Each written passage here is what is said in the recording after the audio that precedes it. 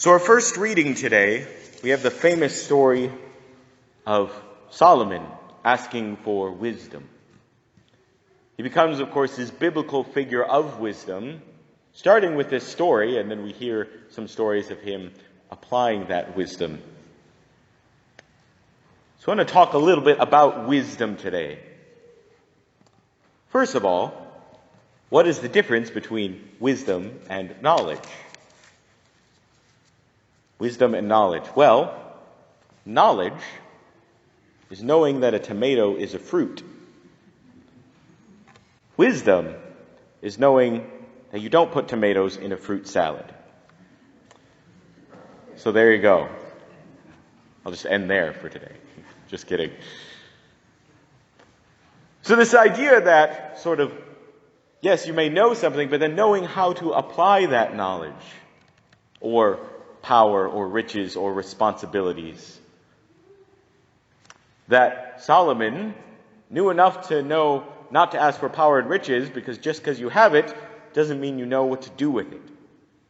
And that's not much good if we don't know how to apply it or order it. And so wisdom involves that applying and ordering of things, knowledge, power, riches, responsibilities, but then applying it to move things towards the good, to be a force of good and make the world better. That just because we can do something doesn't always mean that we should do something. Just because we can doesn't mean we should. This is why, of course, science needs religion, or at least morality. That science and religion, as much as our world tries to create it, aren't actually in conflict as some try to make it to be. Because science, of course, is the understanding the what of the universe, the knowledge of how the physical and mechanical workings of the physical world. But science can in no way answer the question of what we should do with that knowledge, applying it towards some good.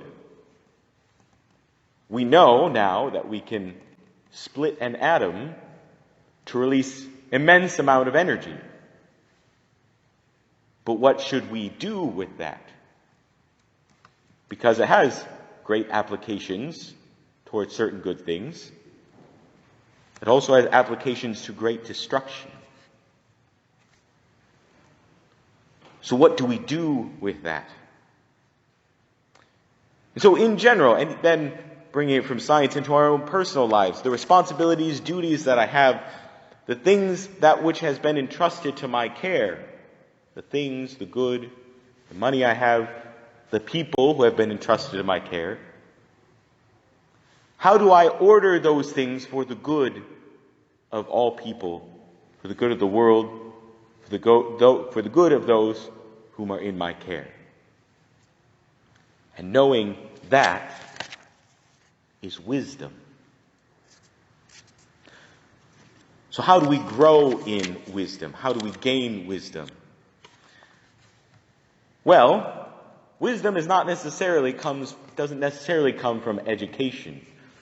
Just because one has a high education doesn't mean they're necessarily more wise than someone who's less educated. In fact, there are some highly educated people who aren't very wise that exist in the world. And experience. We can learn and grow in wisdom from experience, but not all who have experience necessarily learn and grow in wisdom. And so what we hear in our readings today, the first place to look for wisdom is the instinct we learned from Solomon. To look to God as the source of wisdom. You want wisdom? Turn to God in prayer.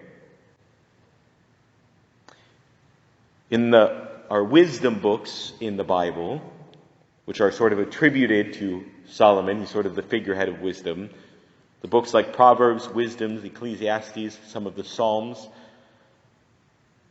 there's this reoccurring theme This recurring verse. How do I find wisdom? Well, fear and know the Lord is the first stage of all wisdom. Fear of the Lord is the first stage of all wisdom. And fear, as we know, biblical fear of the Lord doesn't mean being afraid of God, but it's the humble, awe-filled recognition that God is God and I am not. God is God and I am not. A humble recognition that I can't see the full picture. When you take a step back at the whole stretch of human history in the world and all the varied experiences that takes, that I'm a humble blip in that storyline. And even further, if you draw back in our physical space in the universe, that we're sort of a speck on a speck in this massive infinite universe. And I didn't bring it into being. Heck, I didn't even bring myself into being. But God did.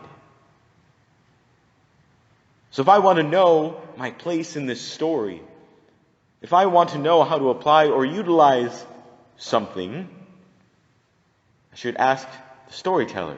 If I want to know my place in the story, if I want to know how to apply or utilize something, I should ask the designer, the one who made it. Because we have to humbly recognize that, as I said, we can't see the full picture, and the more you know, the more you realize how much you don't know.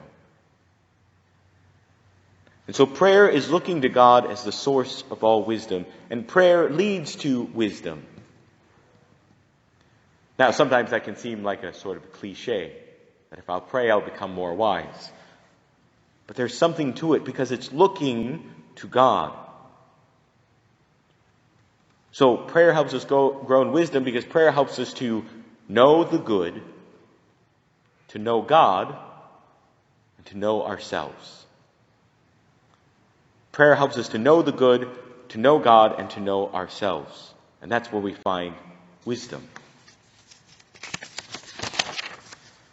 The good. So if I want to order things for the good of all, to be a force of good, then I have to know what is good. I have to know right from wrong. I have to know the good that we're trying to achieve and get to. And we grow in this in prayer and looking to God and what He has revealed. What He teaches us through the Scriptures. The Ten Commandments is a great place to start. The teachings of Christ. And interpreting those, the moral teachings of the church. That Jesus gave us the church to help us to know how to apply His teaching to very complicated moral questions.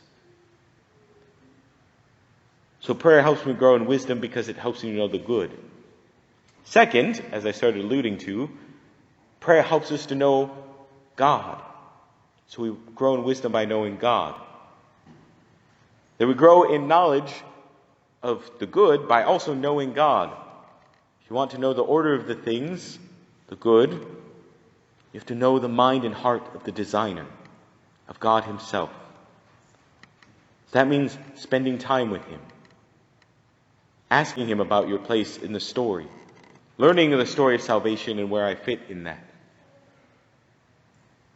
And in this time with God, God will also reveal us to ourselves. So thirdly, prayer helps me grow in wisdom by helping me know myself. Just the act of building time in our life where we just sit back and let everything inside settle. That alone we become more aware of the inner movements inside. Thus the importance of prayer. But even more so that God, in this dialogue then, of heart-to-heart dialogue with God, God reveals us to ourselves. He knows what you are made for. And He knows what you most deeply and truly desire, even if you don't know it yourself. And it helps us to know our purpose in life. One friend of mine, a priest friend of mine, would often talk about his priesthood, saying that priesthood, it's not the life I would have chosen for myself, but it's definitely the life I was meant to live. And I found that in my own life. That left to my own plan, I would not have chosen priesthood for myself. But in going to that place of dialogue, heart-to-heart dialogue with God, began to realize that my life was meant for something more than what I had planned for it. Something else than what I had planned. And that in that dialogue, I began to realize that God was beckoning me to something. And it's not the life I would have chosen for myself, but God continues to affirm this is the life I was meant to live. So wisdom. That we find wisdom by turning to God in prayer, to know the good, to know God himself, and to know ourselves. And as I look at the world, especially right now, and what's going on in the world, I don't really understand what's going on. And much less do I know my own role or place in it necessarily. Or what am I supposed to do with the things I see in the world and in the news? But that's why we have to turn to God, to look for him, to know our place in the story, and to know what we were made for. To seek again and again, turning to him, to ask him to know that pearl of great price, that treasure in the field that's worth giving up everything for. That God's ways are not our ways, but what he wants for us is far better than we want for ourselves. So knowing him and his wisdom is worth, as Jesus says in the parable, giving up everything, selling everything to know that treasure. Amen.